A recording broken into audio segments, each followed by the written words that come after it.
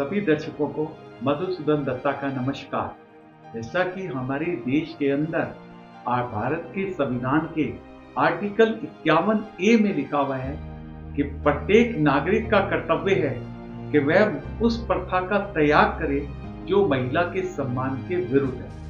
तो हमारा आज सबसे ये कहना है कि जैसे हम अपने घरों में या ऑफिस में पब्लिक में महिलाओं का सम्मान करते हैं, इसी तरह से पब्लिक प्लेस पर भी याद रखें कि वहां पर भी, चाहे रेस्टोरेंट हो, चाहे पर्यटन स्थल हो, चाहे ट्रेन हो, तो वहां पर भी महिलाओं का सम्मान करें।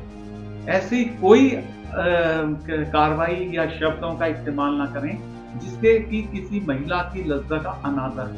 हमारे देश के संविधान में महिलाओं और बच्चों के लिए विशेषकर कानून बनाने का अधिकार है, दिया गया है कि लिंग के आधार पर महिलाओं और बच्चों के लिए विशेष अधिकार बनाए जा सकते हैं। हमारे देश के संविधान में ऐसा लिखा हुआ है।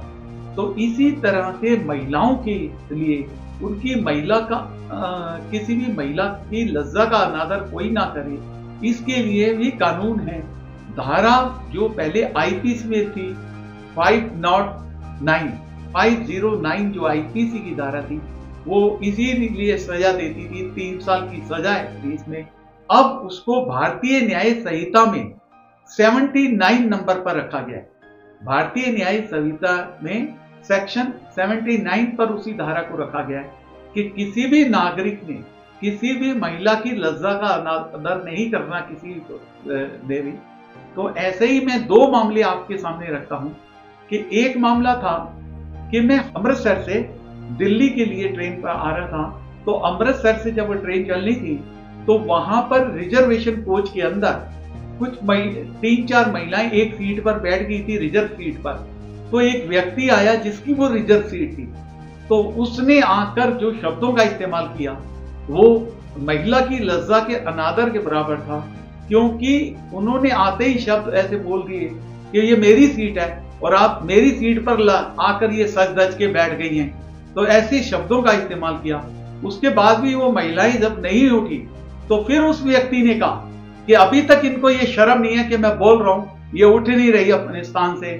तब कहीं जाकर वो महिलाएं उठी। तो मेरा दर्शकों से ये कहना है कि पब्लिक प्लेस पर भी हम ध्यान रखें कि किसी भी महिला की लज्जा का अनादर ना हो। वहां पर तो ट्रेन का मामला था। हमारे देश के अंदर अक्सर कई आपराधिक मामलों की रिपोर्टिंग नहीं होती। अगर वह महिला पुलिस में रिपोर्ट कर देती तो उसके व्यक्ति के खिलाफ वो पुलिस में मामला दर्ज हो जाता महिला की लज्जा का अनादर करने का, क्योंकि हमारे देश के कानून में लिखा हुआ है कि महिला की लज्जा का अनादर ना तो हम शब्दों के द्वारा कर सकते हैं, ना ध्वनि के द्वारा कर सकते हैं, ना किसी इशारे से कर सकते हैं, और ना ही महिला की एक कामता का अतिक्रमण कर सकते हैं। तो इस तरह से वो जो शब्द थे वो महिला की लज्जा का अनादर करने वाले शब्दों थे। तो वो महिला ने पुलिस को रिपोर्ट नहीं करी और वो दिल्ली से, अमृतसर से दिल्ली आ गए और जो महिलाएं थी वो अपने अलग कोच में चली गई। तो मामला ऐसा शांत हो गया। तो मेरा आपसे ये कहना है कि पब्लिक प्लेस पर भी महिलाओं के प्रति आप आदर का सम्मान करें, सम्मान रखें। जैसे भारतीय संविधान के आर्टिकल 51A में क्लियर बताया गई ड्यूटी कि उस प्रथा का त्याग करें जो महिला के सम्मान के विरुद्ध है। साथ ही मैं आपको बताना चाहूंगा कि एक बार हैदराबाद से न्यू दिल्ली में ट्रेन पे आ रहे थे और वहां पर क्या हुआ कि एक महिला की जो बर्थ थी वो मिडल बर्थ थी और पुरुष जो था वो नीचे लोअर बर्थ थी। तो महिला ने मिडल बर्थ को दिन के समय खोलना चाहा, तो उस व्यक्ति ने मना कर दिया कि मैं दिन के समय ये खोलना नहीं, जो रात के समय रेलवे का टाइम है उसके अनुसार ये बर्थ मिडल बर्थ खुलेगी। तो उस महिला ने उसे बहुत ही अनादर शब्दों से उसके प्रति, पुरुष के प्रति बहुत ही अनादर शब्द इस्तेमाल किए। तो थोड़ी देर बाद वो महिला वॉशरूम गई तो वो जो व्यक्ति नीचे वाला सीट का था उसने दूसरे व्यक्तियों से कहा भाई इसने देखो किसे अनादर शब्दों का इस्तेमाल किया, और कोई भी पुरुष नहीं बोला।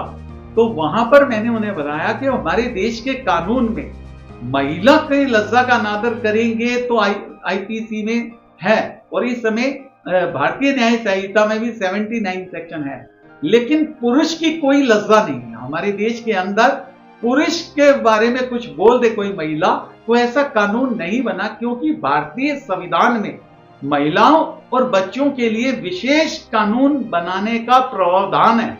इसीलिए महिला की लज्जा का अनादर का तो कानून बना हुआ है, वो सजा मिलेगी उस व्यक्ति को। लेकिन भाई महिला पुरुष की लज्जा का अनादर कर देगी तो कोई कानून नहीं बना, न सजा है कोई। तो इसीलिए मैंने उस व्यक्ति को बताया कि कानून का ये महत्व है।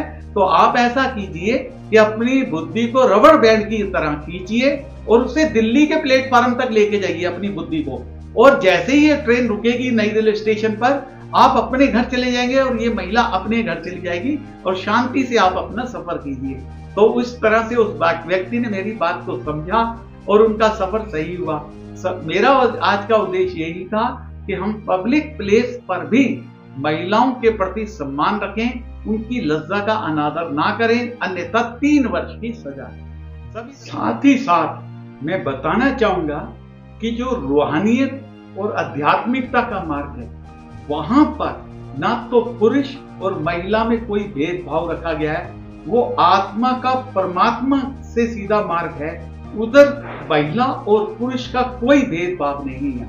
ये तो बस सिर्फ हमारे भारतीय संविधान में कानून बनाने का प्रावधान रखा गया है महिलाओं और बच्चों के लिए। सभी दर्शकों का धन्यवाद जिन्होंने भी इस वीडियो को देखा है।